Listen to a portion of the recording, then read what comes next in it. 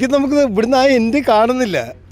നമ്മളിങ്ങനെ കാഴ്ചയിൽ നമുക്ക് ആ എൻഡ് അവിടെ ചെറിയതായിട്ടാണ് കാണുന്നത്. അത്ര ലോങ്ങിലായിരിക്കും കാണുക. അപ്പം എന്ന് വെച്ചാൽ ഒരു 100 ഫീറ്റിനും ഓരോ 100 ഫീറ്റിനും നമ്മൾ LED വാളുകൾ പ്രതിഷ്ഠിക്കുന്നുണ്ട്.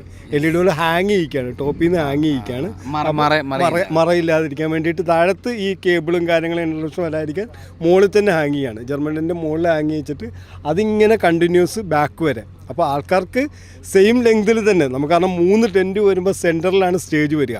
അപ്പുറത്തിരിക്കുന്നവർക്ക് സ്റ്റേജ് കാണില്ല എന്നൊക്കെയുള്ള കൺഫ്യൂഷൻ വരാതിരിക്കാൻ വേണ്ടിയിട്ട് എല്ലായിടത്തും LED വാളുകൾ.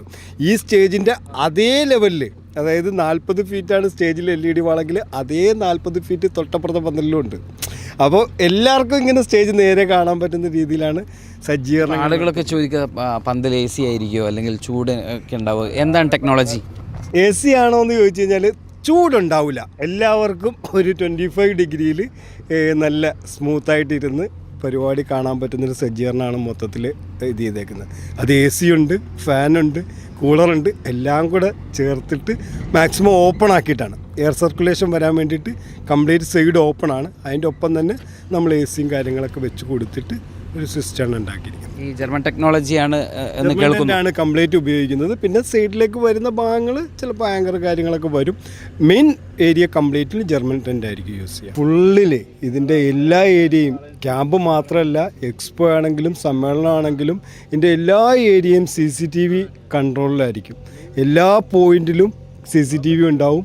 അതിൻ്റെ സെൻട്രലൈസ് ചെയ്തിട്ട് അതിൻ്റെ മോണിറ്റർ ചെയ്യാനായിട്ട് വിങ് ഉണ്ട്.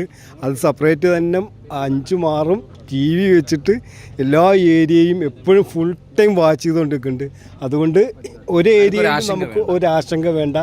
അതിന് ഏറ്റവും പുറമെ നമ്മളിവിടെ വരുന്ന ഡ്രൈവർമാർ, നമ്മളെ എത്തിക്കാനായിട്ട് വരുന്ന എല്ലാ ഡ്രൈവർമാർക്കും താമസിക്കാൻ ഉള്ള സൗകര്യം നമ്മൾ പാർക്കിങ്ങിൽ തന്നെ കാണുന്നുണ്ട്. അവർക്ക് ടോയ്ലറ്റ്, ബാത്റൂം ഫെസിലിറ്റി അതിൻ്റെ കൂടെ തന്നെ കാണുന്നുണ്ട്.